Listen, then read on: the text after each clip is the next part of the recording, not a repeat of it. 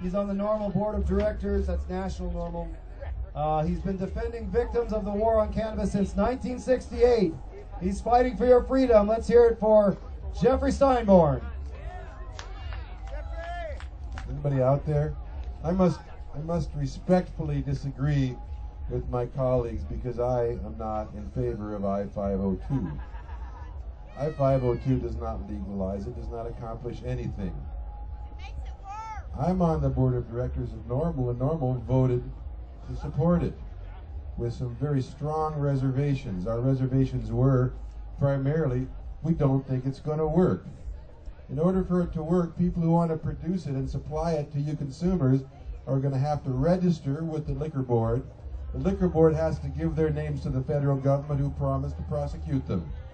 Now, in exchange for taking this risk of being prosecuted, what do you get if you're licensed to grow and sell marijuana in Washington?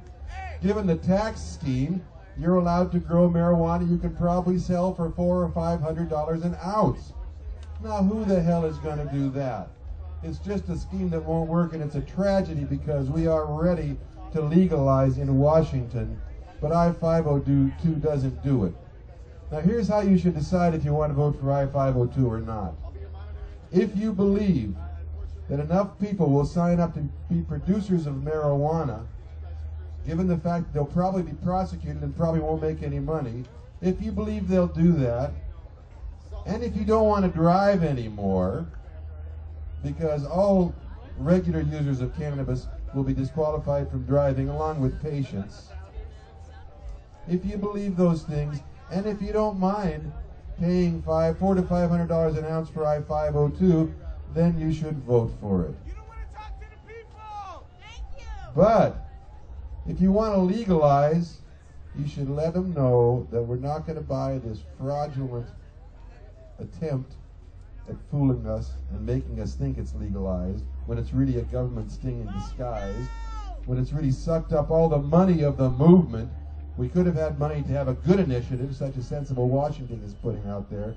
We don't have the money for that, so I'm very sad, I'm very disappointed, and it kills me, after 40 years of fighting for legalization, to be up here like an idiot saying vote against a bill that looks like legalization. And I assure you, if it really were legalization, I would vote for it.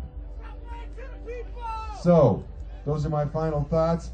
I leave you with one little piece of wisdom, maybe my compensation to you for listening to me. A little trick, a little tip I like to pass on that probably reduces your chances of getting busted and having to see me by about 50%. I call it Steinborn's Law. Steinborn's Law, and it's really simple. One law at a time. If you're breaking the drug laws, don't break any other laws, particularly traffic laws, because that's where most of my business comes from, is traffic offenses. So if you only break one law at a time, you're probably never going to meet me. I wish you well. Enjoy Hempfest. Thanks for listening.